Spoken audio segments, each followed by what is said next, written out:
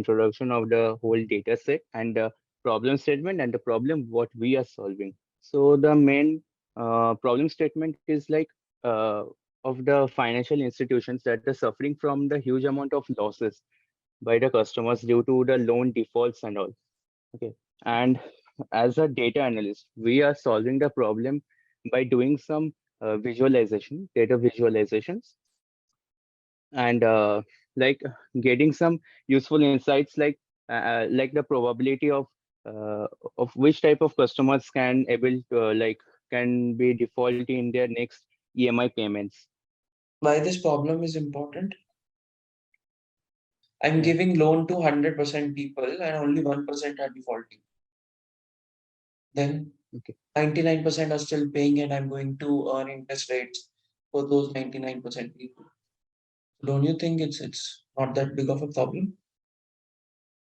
Uh, if customers are paying on time, then it's okay. Like it's not a big deal problem. But 99% uh, people are paying on time, 1% of people are going to default. yeah, but Is it it's a big still a problem? problem because still 1% we have to solve the problem and we have to identify those customers But and have to give. can you be 100, but can you create a system where 100% of the people are paying and no one is getting defaulted? Like I guess that's not possible because we can't change our customers behavior, right? We can make a system which can predict and give them the warnings before their payments and all, but we can't change the customers behavior that they have to pay on time and all. We can make some strict rules and actions which will be the consequences after the default cases, that we Don't you can do think it. there are step rules and actions already in place? Let's say you are taking a loan and you're not paying. Don't you think bank is going to come and be like, this is our property now, you can just leave Yeah, the actually there are rules, but since technology upgrades, so we can upgrade the rules also, which is a what will you futuristic way. do? Uh, Maybe we can take back any kind of the valuable assets and all Yeah, it's already in place, right? kind.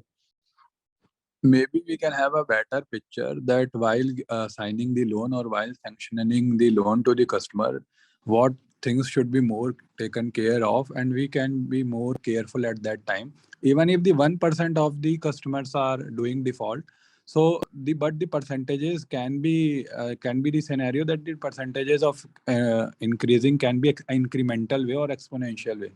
So better to regularize the system and identify the data points so that while sanctioning the loan, that percentage or that incrementation of the default should become less. So that's why this problem statement is important too. Okay. Yeah. Right. Okay, so the first two parameters that we took into consideration were the probability of default based on age and the probability of default based on the employment status. Mhm. If we look at the first, top left graph, the probability of default based on age is, reducing as age of an individual or the age of the customers increase. Mhm. And that might be because as age increases, people tend to have more stable source of income, and hence they are able to pay their EMIs on time. Okay. And the probability of default based on employment status, we can see that the number of or the percentage of default for the self-employed people is above 70%, whereas the people who are salaried, their percentage of default is around 20 to 24%. Mhm. That's because self-employed people have, More stable source of income. most of the self-employed people might have a unstable source of income. That is why their payments are, having more default Mhm. cases. Okay. Okay. Okay, and these, yeah, okay, so yeah, just a second. Yeah, so we have also seen the probability. The third parameter was probability of default based on documentation. So in the first graph itself, it shows the people who who have submitted higher number of documents. From the first one is who has submitted no documents. Second bar graph shows the people who have submitted one document only, and people who have submitted two document have the highest probability of defaulting. And the kind of story that we came up with is the people who are submitting less documents, they may have a higher, they have other sources of income which they are not, you know, trying to bring it up in front of the bank personnel or the bank management, out of which they are able to pay their EMI loans and hence EMIs. So they are able to pay their loans more effectively as compared to people who are not hiding their bank When we are or saying number of documents, what yeah. documents are we talking about? So there were five documents that were mentioned in the data. That is Aadhaar, PAN, voter ID, and voter ID, driving ID, and passport.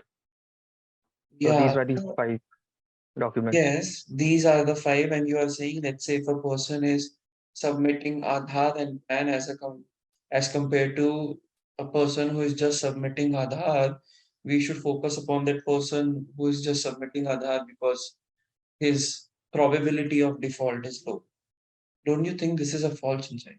There are two-person. One person is saying, okay, yeah, you can take Aadhaar, PAN, voter ID, driving ID, passport. I have nothing to hide.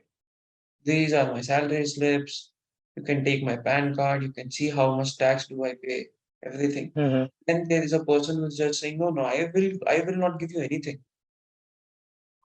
So you are saying a person that, okay, don't give me anything, but I'll give you a loan, zero documents, because less probability to default. In the second graph, chart title is chart title. Let's say I'm walking, you are the manager. Hmm. I'm giving you all the documents with my salary slips, PAN card, right? Hmm. And I'm saying you, okay, these are my documents. You can verify them and let me know if it makes sense. If you can give me loan or you cannot give me loan, all of that. And then there is a person, let's say Rahul is coming and he's like, I need 5 lakhs loan, but I won't give you any of the documents. So you are saying that you're going to entertain Rahul because his probability is low and not me, because I've given you all the documents. So in the Yeah. banking system, moving forward, you are going to say that person with the least documents, we should give him preference as compared to the person who is providing you all the. Yeah. This becomes incorrect way to implement the policies, I guess. Again, one thing to everyone, doesn't matter if person who is submitting two documents is 28%, 1% is 23, 0% is 21%. Ask yourself, does it make sense according to business? Got it. If it doesn't make sense, then it might be a false insight. You should have a proper explanation on why you are thinking that this might be helpful for me to make a decision. Okay, next slide.